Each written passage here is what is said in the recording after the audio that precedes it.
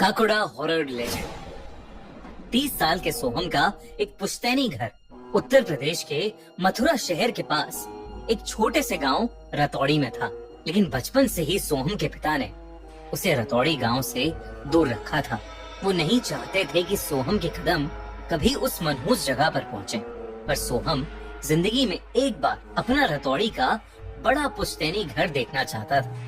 एक बार जब वो अपनी बिजनेस ट्रिप के लिए उत्तर प्रदेश गया हुआ था, तब उसने सोचा कि क्यों ना वो रतौड़ी का भी एक चक्कर लगाए। गूगल मैप में तो रतौड़ी का कोई नामो निशान नहीं था, लेकिन सोहम आसपास के लोगों से रास्ता पूछ पूछ के रतौड़ी पहुंच गया।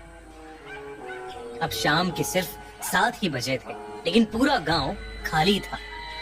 सोहम ने देखा कि हर घर में एक नहीं बल्कि 2 दरवाजे हैं, एक बड़ा दरवाजा और एक छोटा दरवाजा, और हर घर का छोटा दरवाजा खुला था।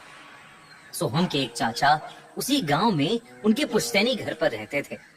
वो सीधा अपने घर के पते पर पहुंच गया।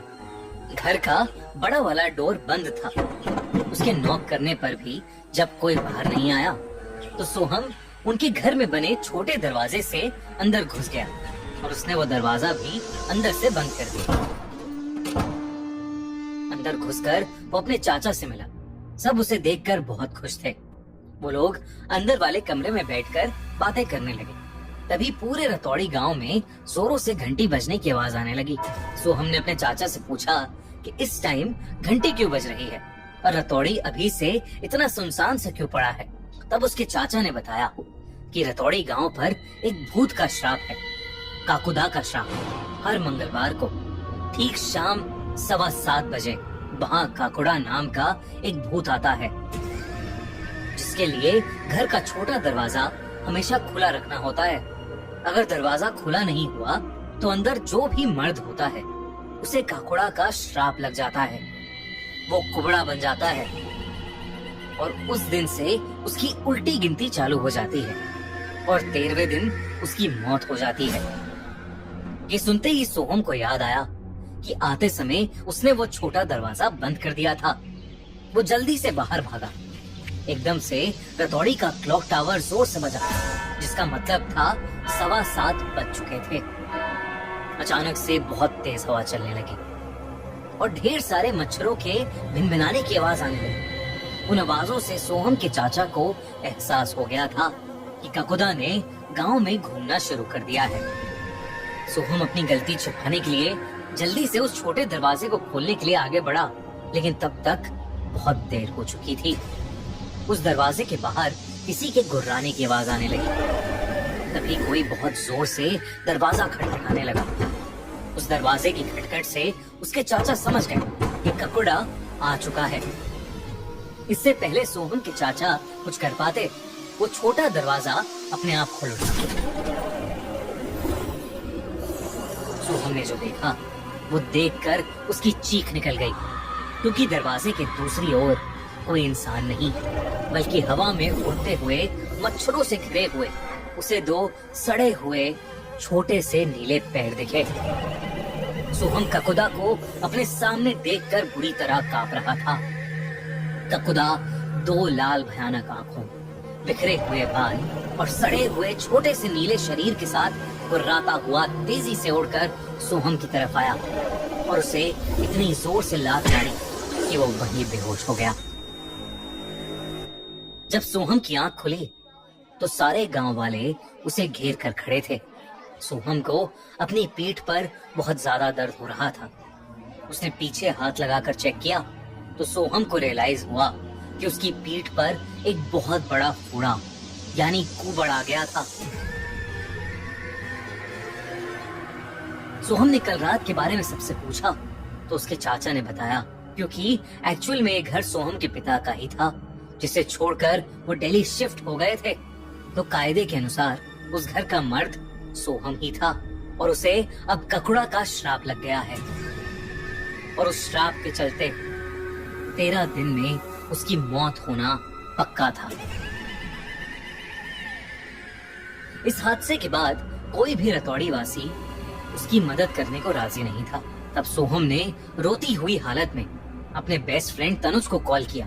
तनुज ने सोहम की सारी बात सुनी और वो 2 दिन बाद ही एक तांत्रिक को लेकर रतौड़ी गांव पहुंचा। वहां जाकर जब उसने सोहम की हालत देखी तो उसके रोंगटे खड़े हो गए। सोहम के पूरे शरीर पर घाव थे, उसकी पीठ का फोड़ा और ज्यादा बढ़ चुका था और वो कांपता हुआ बस यही कहे जा रहा था कि ककुड़ा उसे मार डालेगा। सोहम के चाचा ने तांत्रिक को बताया कि ककुदा गांव के एक खेत में रहता है, एक स्केरक्रो यानी एक बिचुका के पास। तांत्रिक ने देरी ना करते हुए उस खेत में क्रियाएं शुरू कर दी और उन्हें आश्वासन दिया कि वो 2 दिन में ककुदा को अपने वश में कर लेगा। वो दिन रात पूजा करता रहा, लेकिन सोहम के घाव बस बढ़ते ही जा रहे थे। दूसरी रात जब तांत्रिक ने सोहम को उस खेत में ही पूजा स्थल के पास बुलाया तो सबको बाहर फिर से तेज हवा, गुर्राने और मच्छरों की आवाज आने लगी और अचानक ही खेत के बीच में वो लकड़ी से बना बिजुका हिलने लगा।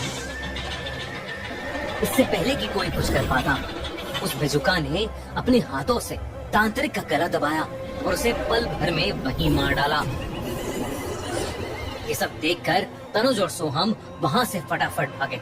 तनुज बहुत ज्यादा डर गया था और बिना देरी करते हुए सोहम को गाड़ी में बिठाकर वहां से निकल गया। उसने सोचा कि वो सोहम को रतौड़ी गांव से बाहर ले जाएगा। गाड़ी में बैठकर वो दिल्ली की तरफ जाने लगे। वो रतौड़ी गांव से निकलने ही वाले थे कि तभी तेज हवा चलने लगी और अचानक उनकी गाड़ी खराब हो गई। एकदम से उनकी गाड़ी को भिनभिनाते मच्छरों ने घेर लिया और उन्हें किसी के गुर्राने की आवाज आने लगी। उन्होंने देखा कि काकुदा ठीक उनकी गाड़ी के सामने उड़ रहा था। तनुज दरवाजा खोलकर ककुदा से दूर भागने लगा, लेकिन ककुदा उसके पीछे एक साई की तरह चिपक गया था। कुछ ही पलों में सोहम ने देखा कि तनुज हवा में उड़ रहा है और ककुदा उसके पीछे है। देखते ही देखते तनुज की गर्दन चटक गई और वो नीचे गिरकर मर गया और ककुदा वहां से गायब हो गया। ककुदा अब बहुत गुस्से में आ चुका था। अगले 7 दिनों तक वो सोहम को उसके घर से उठाकर ले जाता और रतौड़ी के अलग अलग घरों के दरवाजे पर उसके कुबड़े शरीर को जोर से फेंकता। रतौड़ी वासी सोहम की मदद करना चाहते थे, पर ककुदा का आतंक हर कोई देख रहा था, इसलिए चाह कर भी कोई कुछ नहीं कर पाया। और फिर 13 दिन पूरे हो गए। पूरे रतौड़ी को पता था कि श्राप के मुताबिक आज ककुदा सोहम को जान से मारने वाला था। उस दिन गांव में बाकी मंगलवारों से ज्यादा सन्नाटा था। 7:15 बजते ही रतौड़ी का क्लॉक टावर फिर से बज उठा। गांव के हर दरवाजे के बाहर से तेज हवा और मच्छरों के झुंड के साथ ककुड़ा निकला।